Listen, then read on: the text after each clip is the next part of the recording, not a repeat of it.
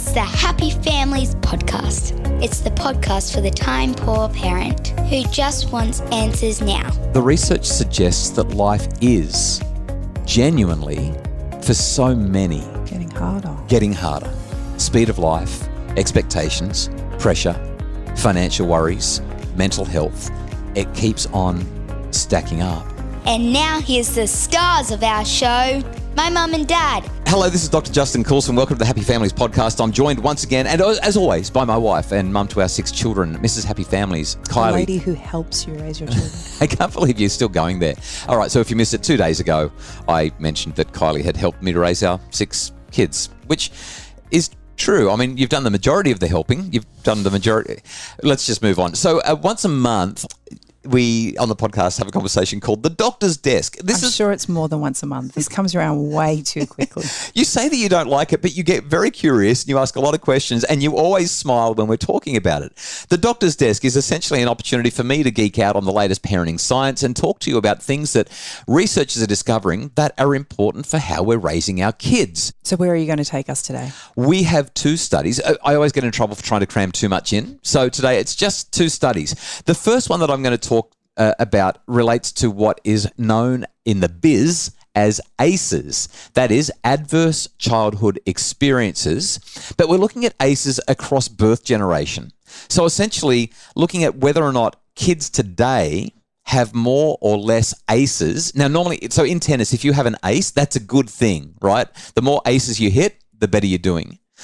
But in life, in the adverse childhood experiences questionnaire, the more ACEs you have, the worse life is for you. So we're kind of flipping the idea of ACEs on its head. The adverse childhood experiences questionnaire asks questions like, when you were a child, did you live with anyone who served time or was sentenced to serve time in a prison, jail or other correctional facility? Or before age 18, how often did a parent or adult in your home ever hit or beat or kick or physically hurt you in any way?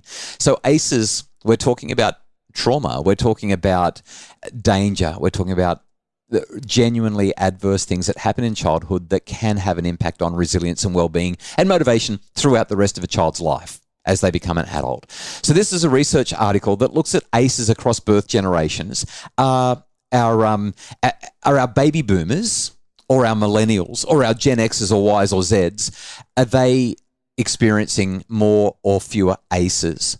What's the trajectory across time? Now, of course, just because we're seeing this across the board doesn't mean it's happening for every single person, but we're looking at generational differences in ACEs. But what these researchers also did, Philip Hughes, Tabitha Ostrout, Monica Joel, and Kathleen Thomas, what these researchers also did in a very carefully done study was they examined the odds of experiencing these ACEs, not just across these generations, but also in relation to sexual identity, so LGBTQ plus identity.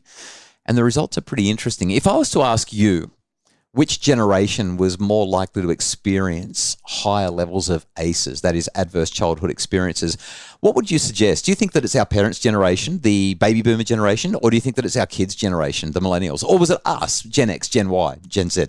I think it's really hard to qualify because I think the experiences that we're having are different. But if I had to pick one, I would think that it was our parents' generation. Yeah, I would have gone the same way. But here's what the results showed. The odds of experiencing 4 or more ACEs were higher for Generation X, Millennials, and Gen Z than for baby boomers. And in fact, as each generation has come through from the baby boomers, the ACEs has gone up. The number of adverse childhood experiences has increased as generations have passed. So I'm thinking about things in relation to education and how research has enabled us to, I'm wanting to believe, improve and grow in our understanding of what is appropriate behaviour and, best practice to keeping our kids safe and happy and healthy. But if I think about what society we live in today, I also recognise that we are living in a time never experienced before in the speed with which we live life. There is more time pressure on us now than I think our parents experienced. Life was in so many ways a lot simpler in what we tried to put into our day. Yes, I don't want to get all nostalgic about the 50s. There was certainly some really challenging things. And I also don't want to downplay the severity of the trauma that many people experienced. But what you're suggesting, I think, has a lot of credence to it, because when we speed things up, we have less time to invest in relationships. We have we can't think as clearly. More pressure. Yeah, the pressure intensifies, and our ability to actually process and think through our decisions is less. Like, it's just that's the way it works. Let me read to you what the researchers said as they described their findings. They said, we examined adverse childhood experience exposure through a new lens by exploring generational differences in ACEs in general and by sexual orientation status. They say the proportion of people with 4 or more ACEs considered to be an indicator of potential toxic stress and trauma. So 4 is that magic number. That's the cutoff. 4 or more is substantially higher for generations following the baby boomers. Millennials reported the highest proportion of 4 or more ACEs, followed by Gen Z and then Gen X. Household depression, drug use, incarceration, divorce, and emotional abuse appeared to be universally higher across Gen X, Millennials, and Gen Z, while several other unique ACEs were elevated for each generation. This finding is consistent with a recent systematic review on trends in individual ACEs that found increases in drug overdoses from 1979 to 2016 and an increase in the divorce rate from 1950 to 2000. Then they step into the LGBTQ plus identity issues, and I probably don't need to ask you whether you think that the ACEs would be higher according to sexual orientation. My guess is that massively. Yeah, the answer is kind of obvious, and this is what they said. LGBTQ plus identity was associated with greater differences between generations when compared with baby boomers, but not Gen X. Then they dived into a little bit more, and they found that ACEs were higher overall for LGBTQ plus individuals, and there were also differences in ACE exposure across generations for those individuals. So we're talking about the relevance of this in terms of long-term health implications, mental health, resilience, and so on. And I just think it's a fascinating study to look at overall. Whether you look at it with the sexual identity and orientation stuff included or not, we see the same pattern, and that is this conversation that I have consistently with people. The research suggests that life is genuinely, for so many, getting harder. Speed of life, expectations, pressure, financial worries, mental health, it keeps on stacking up. So the reason I wanted to share this on the doctor's desk was, number one, to let people know that if they feel like life is tough and it feels like it's unfair, the research is on your side. It's showing that life is tough and it does seem to be unfair, particularly if there are any kind of LGBTQ plus identity challenges and orientations that you are facing. And I use the word challenge not in a pejorative way, but in a recognition that this does add a layer of complexity and complication and stress to life. If you identify in such a way, then life is almost certain to provide a slightly more challenging path for you to navigate. And therefore, the things that we talk about on this podcast in terms of connection and helping families to be active and involved and engaged, all the stuff that we write about and talk about on this podcast and at happyfamilies.com.au is so important for helping with your well-being. So that's our first study. Let's talk about study number 2 in just a sec. It's the Happy Families podcast, the podcast for the time poor parent who just wants answers. Now, today it's a doctor's desk study. We've just talked about ACEs, but now it's time to talk about something that shifts the focus just a little bit. Kylie, I've come across a study that looks at the way technologically assisted communication relates to the way our brains work together. That is, if you're having a whole lot of time on Zoom, and I don't know, I mean, in the last couple of years, what do you reckon? Has been happening a little bit. Just a little. What does that do to our brains? So this was a study that looked at kids and their parents, specifically kids around about the age of 12, stepping into adolescence, and their mums. And the researchers looked at mums' brains and kids' brains while they were talking in one of two situations: face-to-face, like you and I are talking right now, and digitally via Zoom, to have a look at what was happening inside their brains. Well, I'm curious to hear what the findings were. So let me ask you, what do you think? Would there be much difference? I mean, everyone talks about Zoom fatigue and having like that computer brain thing that happens. Do you get that same kind of thing if you sit in a conversation with somebody for too long? Do you find that your brain slows down if you're sitting on the beach with me and talking, or if we're going for a walk and talking, if we're face-to-face and engaging with each other, or if you're spending time with the kids and they're telling you about the day? Do you still zone out in the same way that you can when you're on a Zoom call? No, I don't think so. What's your capacity for attention on a Zoom call? Like, how long until you start to wonder if you can flick between screens without anybody noticing? Well, I don't do Zoom meetings like you do, so I don't really have much to navigate. Sure, but you've done plenty of them over the last couple of years. What I will say in my own experience is that I definitely get more out of our conversation if I can't be with you in person, if I can see you, as opposed to just the typical landline hanging up against the wall conversation. So what are you saying? You'd rather FaceTime me than just have a phone call? Or yeah. See, I find it the opposite. I would rather have a phone call than do the FaceTime. I feel like there's more connection in a phone call than in a FaceTime call.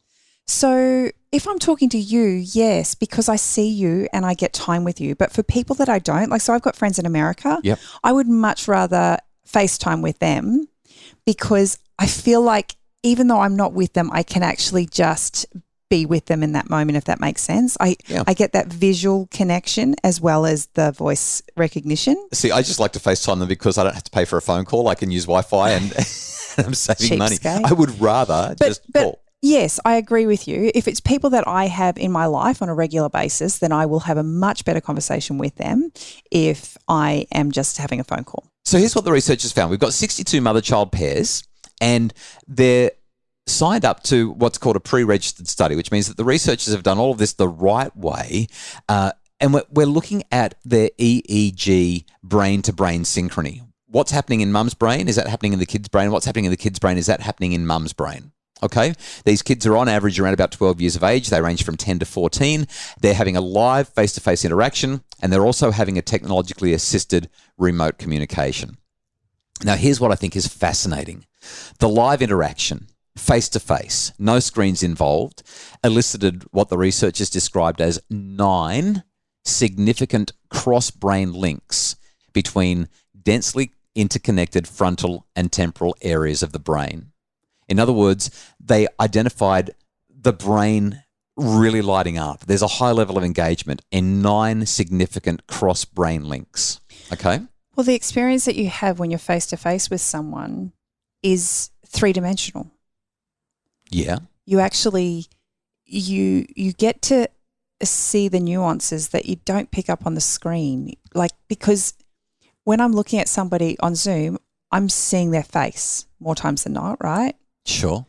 But when I'm having a conversation with you, I can see that your body stiffens up if I say something that you're not happy about, or if it kind of rubs you up the wrong way, or I get to smell you, and it could be you, it could be a friend, but do you know what I mean? There's just all of my senses, like our puppy dog. All of my senses are engaged in a face-to-face conversation.